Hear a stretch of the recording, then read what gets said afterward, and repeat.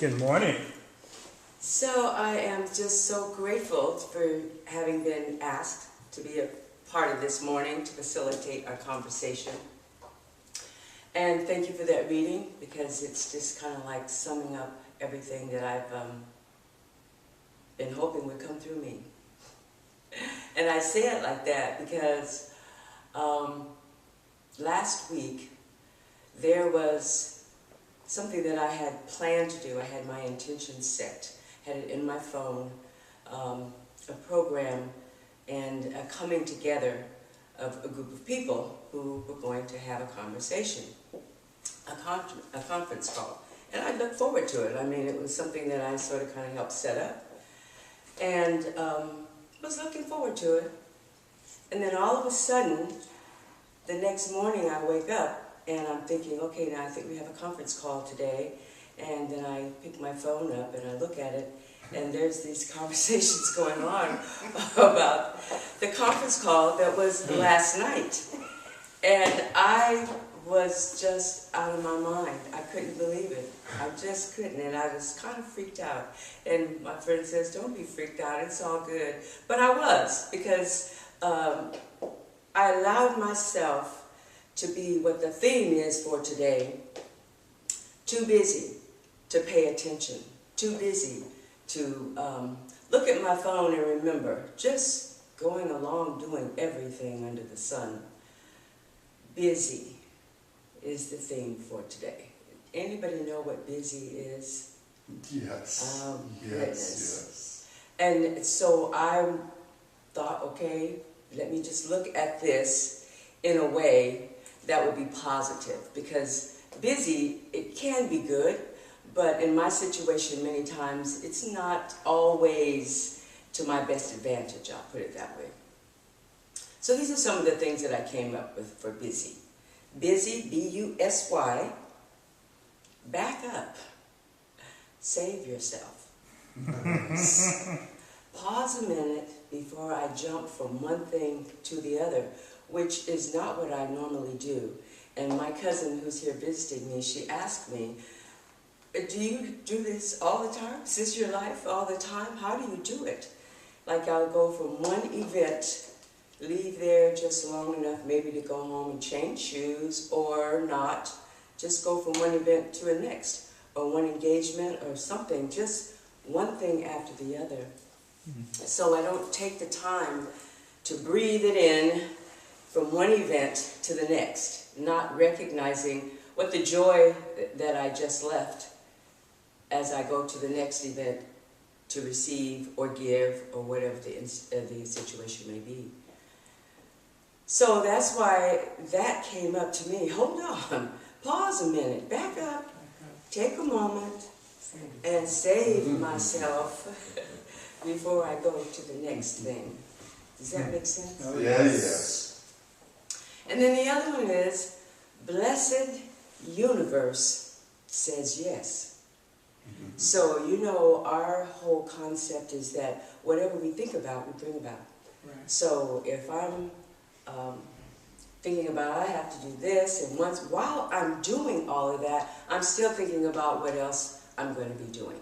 And so whatever I'm planning on, the universe says, okay, I want an abundant life. You think I don't have an abundant life? I do. I'm grateful for my abundant life, because the busy, could back up a little bit, but the abundance of so many other things that I want in my life, I do have, and I'm grateful for it. Yes. Amen. The other one is beings utilizes, sources yields. So the source will yield us whatever, and we utilize it as human beings. So now, if there's an opportunity that's presented to us, that the source has already put there for us, and then we just go ahead and get right into it and utilize that source or that yield, then, you know, as a human being, that's kind of what we do. We take advantage of every opportunity to, for me personally, to either help somebody, to help myself, to always be moving. I'm just not good at being still. And yet I say, back up, wait a minute. Take some time to go within and know who I am. There's things I'm sure that I'm busy about just to not have to deal with some of the things that I need to deal with. It may be too painful for me. It may be griefful. And I find myself not dealing with it. So in order not to deal with it, I stay busy doing something, either wiping the counter, wiping the floor, or vacuuming, or changing beds, you know, just all kinds of things. Mm-hmm. It's interesting, yesterday I was talking with my good friend Dr. Mims, and we were talking about today, and she said, what does being busy offer you, and what does it take away? And so in that conversation, I was saying that being in the moment, when I'm in the moment and I'm focused on who I'm with or whatever it is that I'm about in the moment, then I'm good. I'm not busy. I'm actually just being in the moment. I don't consider that as being busy. Mm-hmm. And she started explaining that even more. And it sounded so good. I said, oh, let me go get a pencil and paper. So I started looking around. And she says, look at you. You're trying to get busy. She says, is that how you do? And I'm like, that's me all the time. I can be doing one thing and something else will come in my mind that I know needs to be done. And I'll run downstairs and start that process. And something else will come in my mind. Maybe it's, oh, that's right, I'm supposed to call so-and-so, so then I'll do that. So, consequently, being in the moment for me helps me not be so busy. Mm-hmm. But with all of that and what all I've said, I'd like to have somebody else speak on some of that, if they will. Anybody got any ideas about your busyness? Yeah. Thank you for this topic. I love your anachronisms. I think that's the right term for it. Because it's either been 1 year or 2 years, about 2 years now, but I was really hung up on the word busy. Because I too find myself, well, even today on Sunday, I am very scheduled throughout the rest of the day, and if I don't focus on being right here, I can focus on everything else that I've got going on as soon as we say amen and break from here. So I love your anachronisms. I came to the realization that all of the things going on in my life, I really enjoy. I really like doing them, and they are doing me. They're advancing me. But the word busy for me at that time had a very negative connotation. You know, it was negative. So I turned it around, and you'll hear me say now when people say, well, I'll often say that instead of being busy, I have an active lifestyle. And I just chose that word instead of busy, and in most cases it fits. But I really I've tried not to use that word because of the negativity that it was bringing. But I really like your anachronisms, which give me a different way to think about it too. Yeah. But thank you for this topic. Yeah, absolutely. Anybody else out there in TV land? Hit us up. Let us know what you're thinking if you're here watching us. Give us some of your ideas about being busy, because I know that if it's for me, it's for other people as well. Yes. You know, we all can understand the word busy and the whole lifestyle of busy. And I like what you said about active, and I've thought about that too. But I couldn't get that in because there was no A in the word busy. No, I know, but I'm just saying. It came up in my, maybe I could change that to activity. You know, I have a lot of activities going on. Yeah, but that still means that you got to be busy doing those activities, you know. So, what about you, Tony? I think that as far as busy is concerned, it's always based upon the perception of the individual. Busy can be negative. It can also be positive. I think that as far as the individual is concerned, it's basically depending on you and priorities.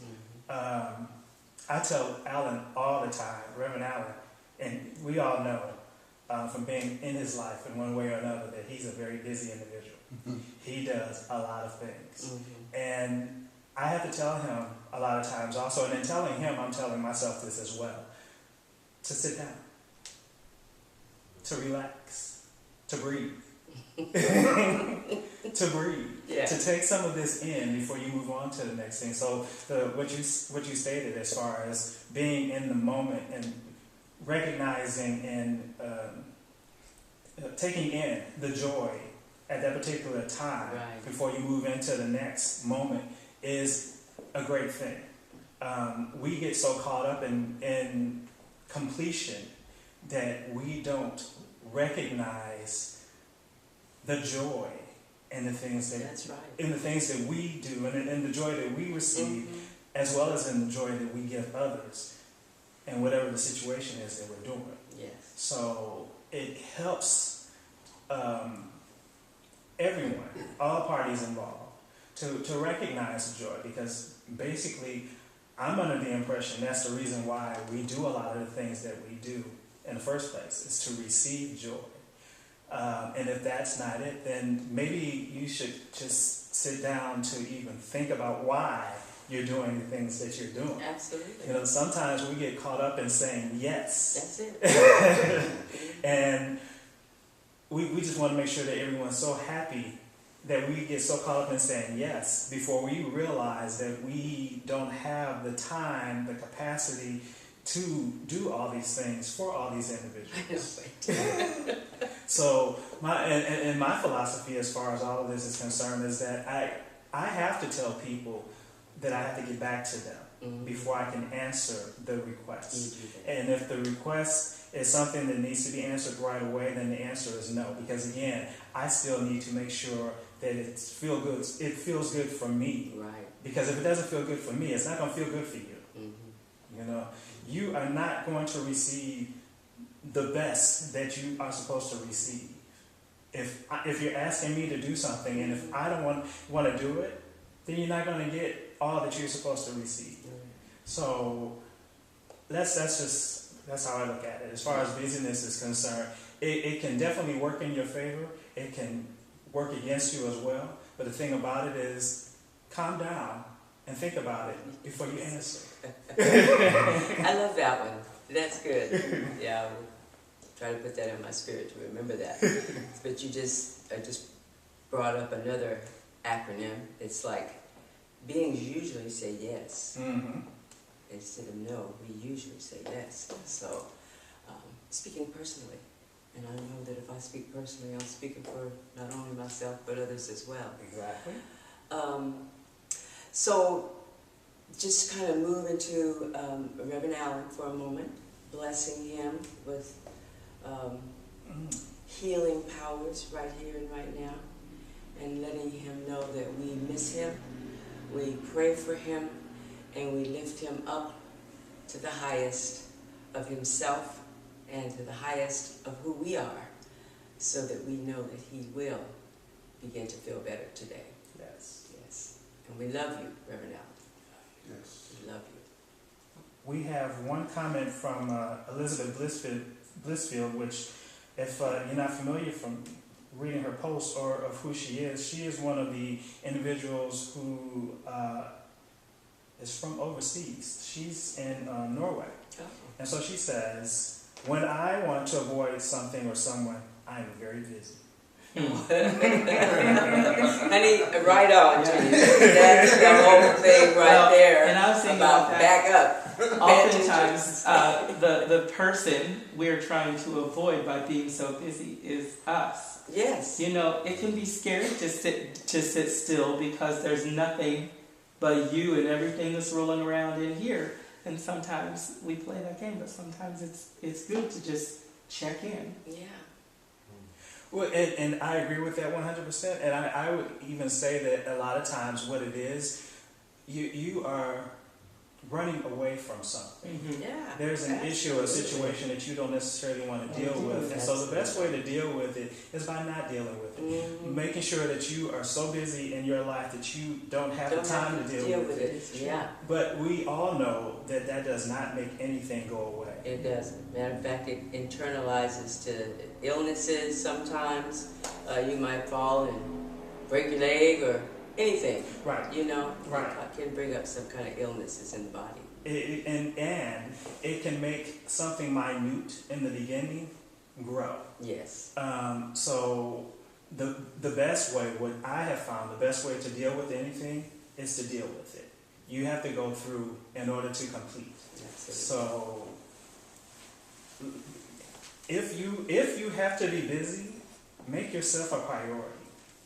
That's why I say back up. Save yourself. Right. Yeah. You know, instead of saving everybody else, pay attention. There's Mhm. something going on that I need to save myself. And I think the thing about that also is that we have a tendency to forget that in doing that for ourselves, we're opening up the door and being the example for others. Absolutely. I read something today that it's better to be the example than the exception. And I look at it from that standpoint, that whatever it is that I can do, I do it because I can, Mm-hmm. with the knowingness that everyone else can. I am not the exception. I am not the only one. There are great teachers, and these great teachers taught us that they are not the only ones who can do the things that they've done. If anything, they've shown us that we have the capability, the ability, and more than enough resources to do what they've done and more. Absolutely. So that's how I look at it. You want to throw in something? Oh, sometimes you get so busy, like my wife and I, we gotta separate to take care of our business. Gotta She's go with get her wife, separated. I'm going with my parents. Yeah, So it's like, that's Just kind of how it taking is. care of business, you know. Taking care of business. Being busy taking care of business. I love that.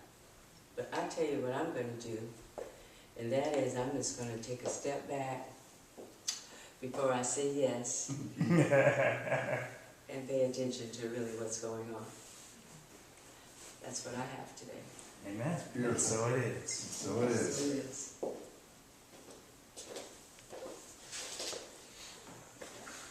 Okay, and I was busy back here. I was on Facebook. You were everywhere, right?